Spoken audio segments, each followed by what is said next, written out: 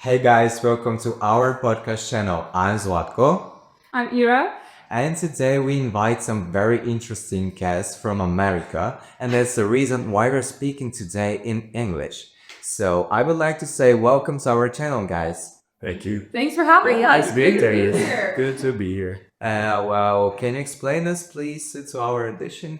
Sure. Okay, I could start. My name is Addie, and I'm actually a teacher at one of their schools, the Love National School. So I'm here on something called Fulbright, which is a program from the United States for those who are interested in teaching and usually teaching abroad and, getting to know other students and other cultures. So that's why I chose Bulgaria.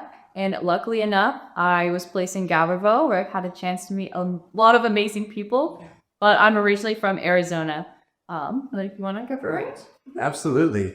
So my name is Devin. I'm teaching in Stara Zagora right now. I'm also working with Fulbright, same program that Addie's working with. Yeah, in the United States. I'm from a state called Minnesota.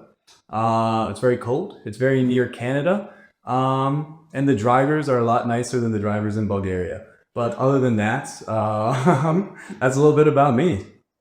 Yeah, that's really sounds interesting, but every Bulgarian person that are looking at you will say, how they decide to come in Bulgaria in our country?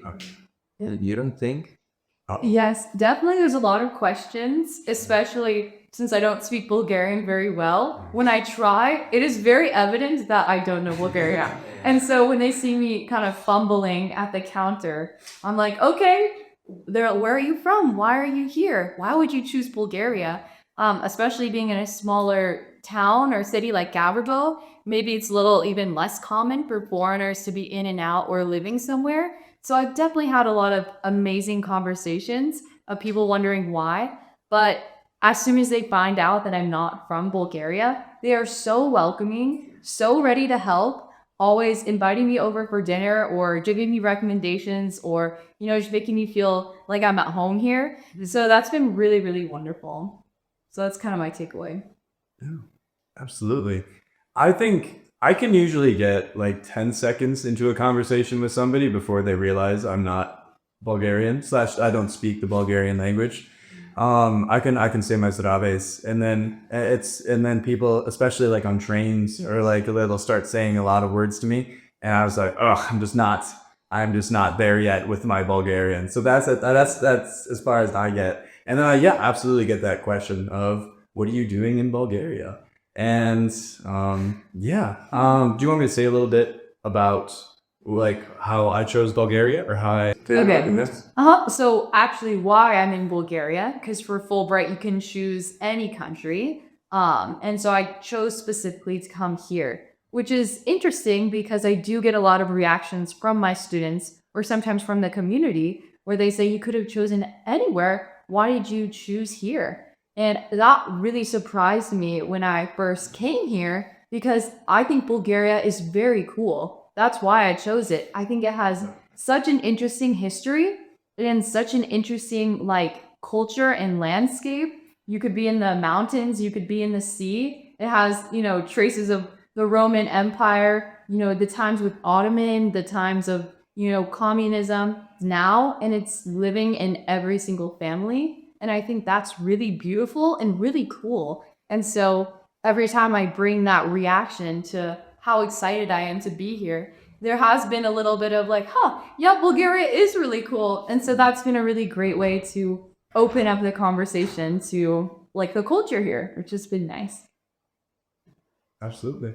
I love that. Yeah. Can you? Yeah, certainly. Let's see. I'm teaching English. We're both teaching English right now. But what was it? His third name. But I did not go to school to be a teacher. I work in politics and political science back in the States. Yeah, so I had to learn how to walk in front of a classroom of high schoolers, and that was a challenge. It was a fun challenge, but that was a big part of coming to Bulgaria for me. But I worked in Washington, D.C. for a time, and let's see, I did some events with the Bulgarian embassy in Washington, D.C., and I was able to have some amazing conversations with the diplomats who were working there, with just people who worked at the embassy, and they started telling me about Bulgaria, and I wanted to see it with my own eyes. I wanted to experience it in reality. And I had this opportunity to apply to Bulgaria, and I jumped at it because I wanted to see this country that I've heard so much about. That's actually very cool. Thank you. Yeah, I'm enjoying. Yeah. When you go back to America, how can you explain Bulgaria with one word? Oh, You want one word? One word. Okay, I'll do like a joke one. Okay. Like a joke one, I would say is yogurt. Oh my gosh, I'll have to think. Yeah. Do you have like a word that comes to mind more than yogurt? Oh, I mean, sure. I mean, I think like rakia comes through. I think beer comes through. I think chocolate salad comes through. But those are all surface level. Yeah. Just, I think when I chat with my friends and family at home, I think I was like surprising in good ways. I think a lot of my friends and family in Minnesota specifically just don't have much of an idea of what Bulgarian culture is like. And I'm just so excited to go back and tell them. We were both in the Rhodope Mountains last weekend. And I remember driving around the Rhodope Mountains and being like, I love Bulgaria. Like, so the fact that you can find like the mountain landscape, you can find the seaside landscape, you can find so many different climates, so many different cultures within this. Exactly. And within a country that is roughly the size of Tennessee in the United States. Like, it's the size of one state, and it's so rich. The culture is so rich. And I've just been so pleasantly surprised. And it's, at least for my family, I'm excited to go back and tell them about all these surprises that I have encountered and I really enjoyed this past year. Speak so happy, you're feeling, I think, so happy in Bulgaria. Absolutely. If you have the choice to live here in Bulgaria or would you choose it? Ooh. Okay, for how long? Would it be forever? For your life. For my life, yes. See, this is in a more deeper question, like in a more deeper response. I think I would be very happy in Bulgaria. I personally love the feeling of community here, and maybe that's just my personal experience. I would say more than just the yogurt response, the other word I would say is community, because I feel like, at the school or wherever I'm walking, or the folk dance classes I go to, the things we talk about, the traditions of Baba Marta, like everywhere, I feel such community. And I think maybe in my other experience, sometimes back in the States, you have to work really hard to build that community and find that. And I feel like in my time in Bulgaria, it feels a little bit easier and I feel a little bit more surrounded by that. But I do think it comes from, how you're approaching things. And I really wanted to find community here and meet as many people as possible. But I do, on a deeper response, feel I need to go back to the United States and play my part there, however that looks. And I think, we all show up in our lives with our talents. And I really just want to be able to use mine in a place where I feel like I understand the systems a little bit more, and be able to do what I can with what I have. So I'd probably go back, even though I really, really like it here. Yeah, certainly. It's a good question. I think I'm certainly enjoying my time in Bulgaria, whether that comes from the community members that I've met and the community I've made in Stara Zagora, or the new places I've been able to visit and experience, and just I've so enjoyed my time in Bulgaria. I don't know. I'm in it's that I remember the mid-20s stage of life where I was like, I don't even know where I'm going to be a month from now. Like, I don't think I'm probably ready to sign a paper saying I don't even know where, like, even if I were to go back to the United States, I don't even know where I would want to go. Like, I have family in certain places, but I think I'm still trying to see more of the world before I decide where I want to live. But do I like Bulgaria enough to live here? Absolutely. I really do. What's your favorite Bulgarian food, maybe? Some really interesting questions for us. I've actually put some thought into this. Do you want to go first? No. Can I give you a rather controversial? It's an answer that I tell my students, and they have strong reactions to it. I really enjoy shkembe chorba. exactly. I like it. It has a reaction. I enjoyed boza and I enjoy skimmy chorba. And these two things surprise a lot of people. And my students generally have very strong feelings about it. But I had skimmy chorba like the second week that I was in Bulgaria, and I was like, I'm just excited to have, like, I'd heard about it. I'd heard about its reputation as being like maybe a more divisive, like some people love it, some people hate it kind of dish. Yeah. And I had it in my second week, and I was like, if I like this, I like Bulgaria, and I liked it, and I was like, I'm going to feel at home in this country. So shkeme chorba would be my answer. And Now you're saying musica? Musaka, I also. love it. I think it's so good. It makes me feel very like kind of a comfort food. It feels very like heavy in a way where my mom, when I was sick, used to make maybe dishes similar to that. So I really like it. I really think that one makes me feel like I'm at home. But there's this Bulgarian kitchen, I think it's called Paprika, right down the way. And so they do a lot of really, really good food. But I love their musica. Yeah, have you ever tried to cook our dishes? Yes. So actually, we did this together, but with his mentor teacher in Star Zagora, we made banica with, I think, spinach inside of it. Yeah. And that was really cool because I had always, gone to the bakery and purchased banica, and I could see it in the window, but I was like, how do they make this? So it was cool to like do the dough, roll things up, and really see how much care goes into it. So that was really fun. Yeah. Can I ask you guys a question? Oh, okay. If I can answer it. Depends on which one. Yeah. Both of you. Yeah. I guess I'm curious because we're both teachers with, high school age students. And I'm curious in at least your perceptions or perspectives. How do you feel when you hear maybe you're going to have a foreigner teaching or interacting with them a lot? How does that make you feel? Like, what are your reactions or feelings about that? Well,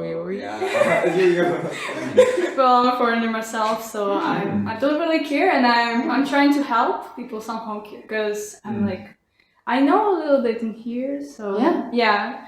It's kind of easier for me to interact with foreigners than the Bulgarians. Absolutely. Yeah. For me, it's really interesting and so foreigner. Yeah. Yeah. Because I'm meeting people that I have never seen of my life. Sure. Absolutely. Yeah, and I really like that your mentality is so different of our, how you're talking, how you're smiling every time, and you say, "Great, you're doing good job." But I don't think that I'm doing great my job because I want to be better. But I think that I'm in that level, But I want You're getting an for me on that. You're operating so much higher than that. But carry on. Yeah, and I really respect you because you're every time positive, smiley, and you do know me and you respect me, and I don't know, I really like this. Yeah, every time when I heard American people or American that are not from my country, I see like you. Yeah. Very sorry. Well, that was That's awesome. a good response. Yeah, with the smiling part, it's like the same for me. Like I don't really understand. I have like solid face, like all the time. So I don't really understand how can you my cheeks hurt. Actually, yeah. I don't understand how you're smiling though.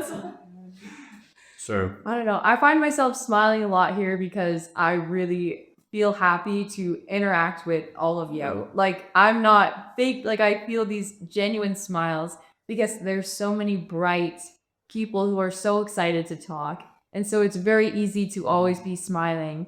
I would say maybe I don't even smile as much back in the US because, maybe you're under different stresses, under different pressures. But being here, my main goal is to just be with you and to make everyone, feel comfortable and to just, talk and enjoy our time. So in that way, it's like my job is just to bring joy. And when we share that joy, like the smile is always real. So I'm grateful to you. Like, you are the reason I smile. That's sweet. When we're talking about Bulgaria and USA, Can you tell me what are the differences about our countries? Maybe the negatives, the positives. Do you want to go first or should I? Take it away. Okay, I'll answer this, but after, do you mind if I ask you guys a question too? Yeah, sure. About this? Okay, so you're saying differences positive and negative, maybe? Is that what Yeah, right. I would say a positive difference. I'm sure there's so many different ones. The first that comes to mind is kind of connected just to the horo dancing that I've been doing. But I really love that there's certain things that really connect everybody. I don't know. I just think that's really special. Like a lot of my students, know their traditional dances, or when I'm out at different like festivals or out in different situations, it's people of all ages coming together and just joining hands and being together, and me without even knowing how to speak, I can join that. And I don't know, I just think the traditions that are ingrained in Bulgaria are really cool. And I feel like that's a little different from the US because I don't personally know if there's one dance everyone knows or one thing that really brings us together in that way, maybe culturally. I'm sure there is, but I don't know. That's a really cool difference, I think, that is super special here. Yeah, that's really, I thought about that a lot too. And because like the way in which Bulgarian heritage is really celebrated and in beautiful ways, whether that's like through the many holidays that like I see on the calendar or like the different events that I witnessed. Yeah, with the squirrel dancing. I really agree with Adelaide on that. I would say one thing that I love about Bulgaria, and that a difference. Yeah. Of course, yeah. Difference okay. I have about Bulgaria. So, let's see. In the United States, I would say United States, like visible history is not preserved nearly as well as what I've seen in Bulgaria. I feel like you go to, say, like Boston, if you're familiar with Boston in the United States, and I feel like Boston is considered a very historic center in the United States, like a lot of Revolutionary War, like George Washington, founding father kind of stuff happened in Boston and in the East Coast. But if you look at that history, it's really only 1700s. So I don't know, 350, 400 years old maximum. Where I'm living in Stara Zagora right now, which is comparatively an incredibly historic city. You'll just be walking down the street and be like, hey, like that's a Roman ruin from that's a ruin from 6,000 years ago right there. Or the museums, like there's such rich history in museums.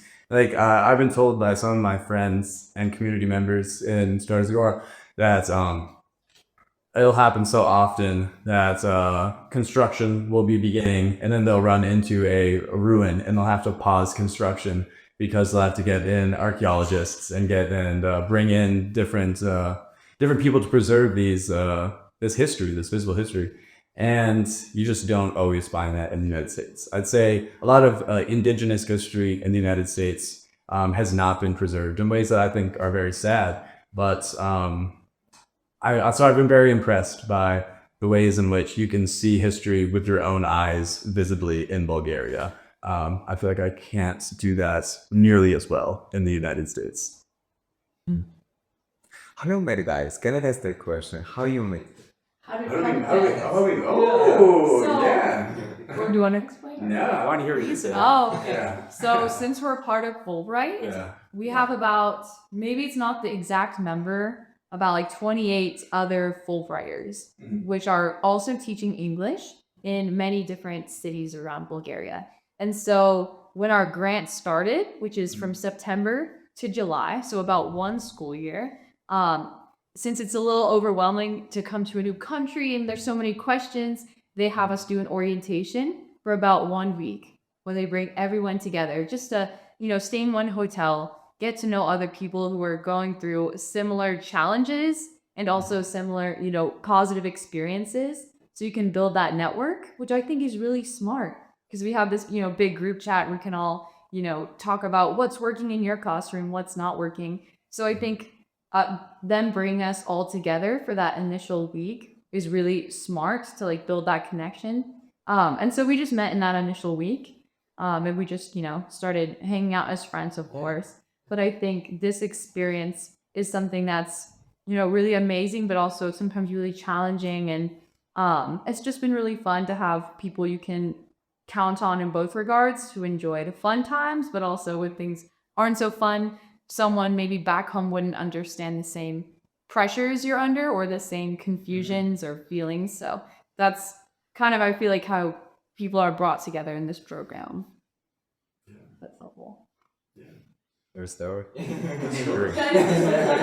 that was very beautifully said, and I agree. I Playful. actually all wrong. All great. Not at all. Yeah, I think Adelaide gave a good summary of it, and it's nice. It's nice to have. I feel very fortunate for all the like wonderful relationships I've made in Stara Zagora or traveling around Bulgaria, just interacting with people. But it's a unique experience to go live in a different country. Yeah. And to have a network of people who are having the same experience has been a great resource. So it's nice to be able to lean on people, lean on Adelaide if I'm having if I'm having just like a bad day in the classroom, or if I was like, hey, I've spent 6 hours making this Google slide and I hate everything about Google Slides right now. I could be like, I want to call and complain to somebody. And there's people who are sometimes going through similar experiences. So I think those are some of the things that brought us together.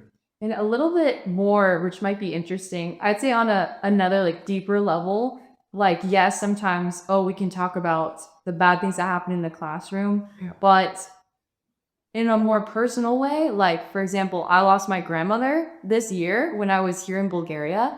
And, I'm sure other people in the cohort have, had pets die or family members die, or, people are getting married or people are giving birth. Like, very serious and important life is happening when you're not at home with people that you have grown up with and that you love. So I think that's another challenge sometimes of being in a different spot. And I think that in that regard also brings us closer because, if I'm missing this huge historic family event, like only a certain number of people really understand that of like being across the ocean when that's happening. So thanks, actually. Yeah, of course. Would you like to share anything? No. No. Sure. Yeah. And now some positive thing. Can you say tell of our foreigner auditions some Bulgarian words? Like, do you want the words that I think I'm pronouncing incorrectly? Like, or do you want the words I think I'm pronouncing correctly? Okay, because I love that. Do you mind if I go? Please go. Okay, yeah. I love Zapuliadete. Like, but like, and like, would you give that a thumbs up? Would you give that a thumbs up? 2 thumbs up? That feels. Maybe they're being nice. That feels very nice of you. Zapuliadete. See, because I can usually fake my way through like there's a Kaufland that is right next to my apartment, and I shop at the like if I need a Kaufland trip, I'll go there. And like when I'm checking out my groceries, the other week I brought cash. I paid in cash, and I handed the cash to the woman, and I said "Zapuliadete," and she was confused because she was like, I think she was like, this guy is giving American, but he said "Zapuliadete," and I was like, I'm gonna keep you guessing. And so "Zapuliadete" is my word that like I know I'm not. I say it to my kids in my classes sometimes. And they always laugh. And if they laugh, I know I'm not pronouncing it correctly. But it's a supportive laugh. It's a supportive environment. But yeah. But I know I love Molia. I think like Molia because you can use that in so many situations. Like if I'm here, which you said, Actually, it's a synonym of Zapuliadete. that's probably why I love it. Exactly. I love that. Actually, this is good information because if you say something and I don't hear you, I can say Molia. Or if like I want to be like polite or courteous, I can add Moria. And if you say like if somebody says Благодаря to me, I can be like Moria. And it's like I just love words that have different can be used in different contexts. So I've really enjoyed them. Would you like to show us any of your Bulgarian vocabulary? Well, I'll just say my favorite thing to say in certain situations. Like I have an elderly upstairs neighbor, and I have some friends in the city or people who sell flowers, And I always go, Krasiva Jenna. And like, I always like do it with some like jazz hands, and they just, I don't know. I don't think it sounds correct, but it's the only like real compliment I know how to give sometimes in Bulgarian. So I don't know. That's what I love saying because it always makes them smile and laugh, and they're not expecting it. So yeah, I really like to do that one. What's your future plans?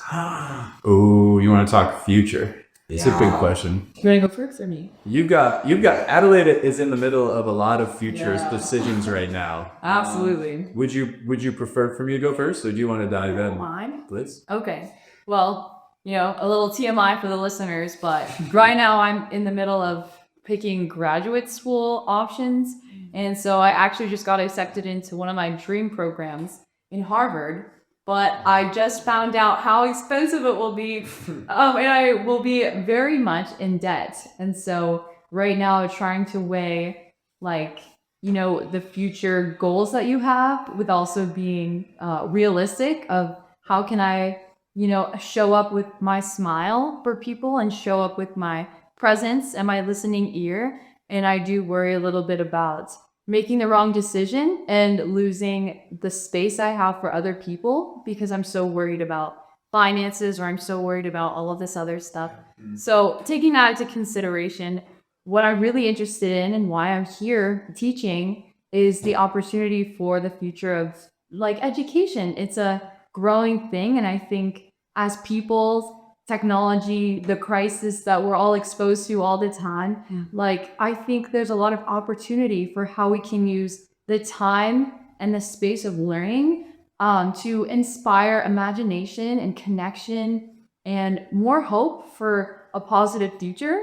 So I'm really interested in how we can look to that. So I'd really love to work at the intersection of psychology and education and kind of bring different people together. And just think about, why are we learning these things? How can we learn them better?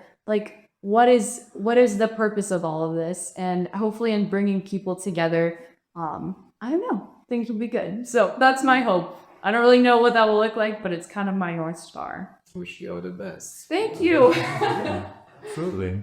Here's the future. It's a question. I went back home for Christmas. I went back to the States. And it's always, I'm sure you've all experienced it. It's a popular question that my relatives that my family likes to ask me. They'll be like, so what are you doing after? I'll be like, great question. But to answer this question, I mentioned I work in politics, and politics, I'm really fascinated by politics. Some of my favorite courses in university, in high school, had to do with discussing political systems and how we can create change, positive change through politics, even though the systems may be frustrating and saddening and all of these negative things.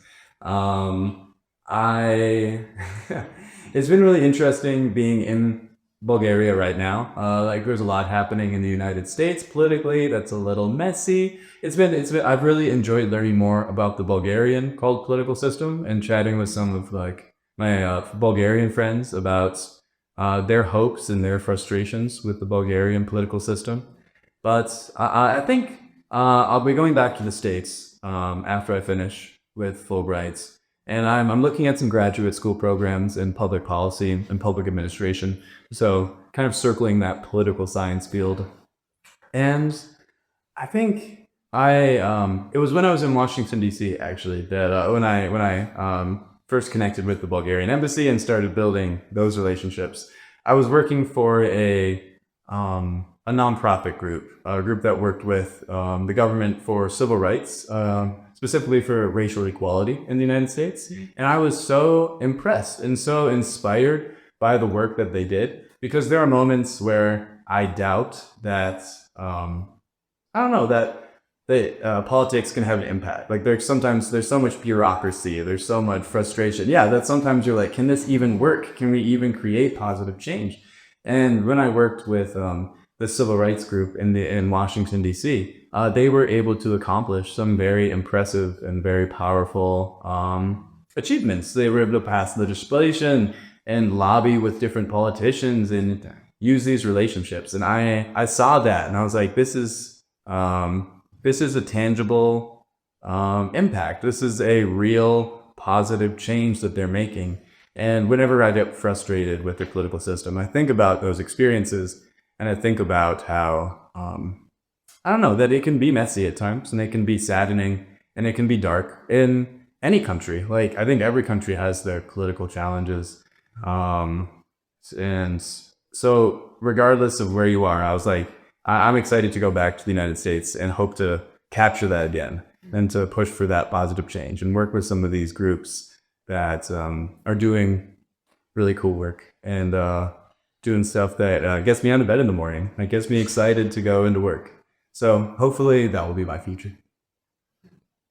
So you asked us what our future plans are. What are your future plans after you graduate from high school? Hopes and dreams.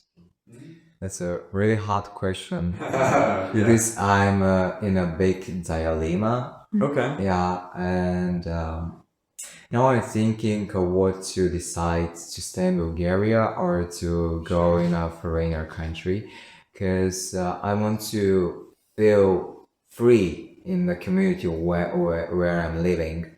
So it's really hard to do this for me. For me, it's really hard. So maybe it will be not here in my place, and yeah, but the biggest, the grand thing is to be free, and to do that, I really want to be successful, to be confident, to have friends that I can talk with them for everything, not really depend how am I feeling and what happened with me. So yeah, I will maybe try my luck in some other place, not here for now. Sure. Sure. And I have no doubt if you have that intention, like I've already seen this in our time together. It's the way that you show up to each conversation. Like people are really drawn to that. And I think there's no way you won't find people who you really are inspired to be around and build that community. It just takes time. It's really complicated being a young person. But I have no doubt if you want something, everything will work out if you just continue to try.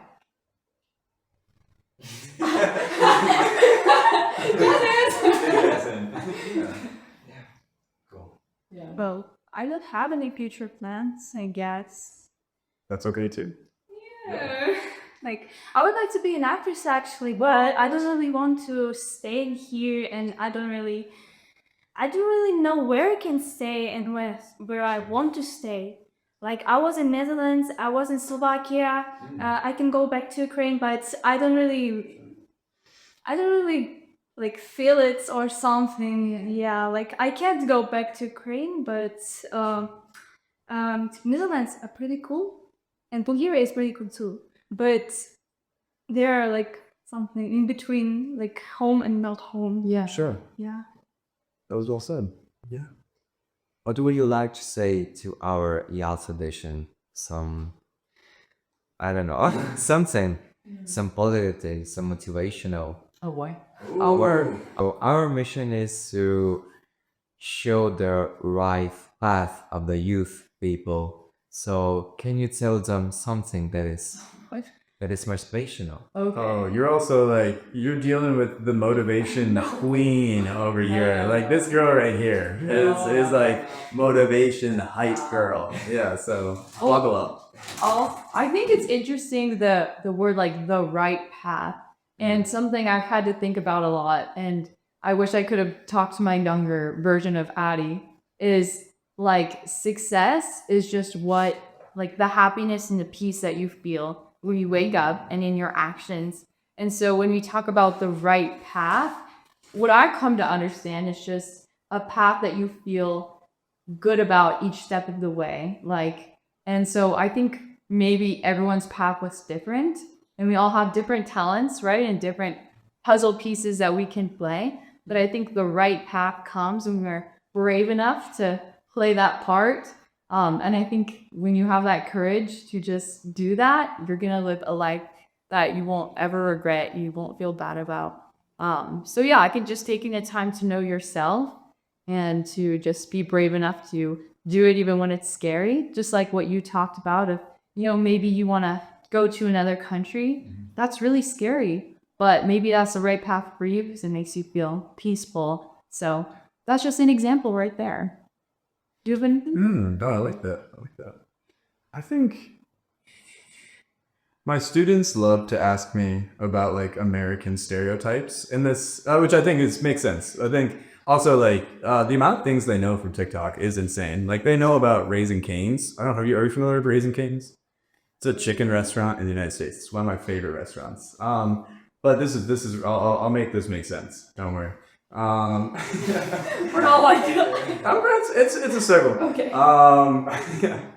So my students, they love to talk about fast food. We love to talk about these like ha ha ha stereotypes things. But I've had some really great conversations with my students about how the more places I travel to and the more people that I meet from different backgrounds, different countries, different cultures, like it just keeps getting impressed upon me how similar everybody is at the end of the day. Like we may be speaking different languages, we're all generally saying the same things. So I would say just as like something that I wish someone had told me when I was younger is like, if you do have the opportunity to get out and about and see some other places, meet people who think differently than you. And I know it's not possible for everybody in all situations, but like, should you have an opportunity to meet some new, like see some new places, like interact with people from different backgrounds, even if you don't think you have a lot in common with them. I have found from my travels, just my life experience, that I have a lot more in common with the random people I meet at hostels, the random people I meet on trains, the random people I meet in random places than I ever would have expected. Like we're a lot more similar than we give ourselves credit for. And that's been a really cool lesson that I've learned and I'm continuing to learn. The more places I see, the more life I live, the more more places I go. So get out there if you have the opportunity. Like see some new places. That was really motivational for us. Oh, of course. Thank you, Mr. Interview. It was a really big pleasure for us. It was a pleasure to be here. Absolutely. Yes. So glad to be here. Thanks for inviting us. If you like the video, like it and write some comments. If you want to know more information about us, you can follow our social medias. Ciao. I forgot.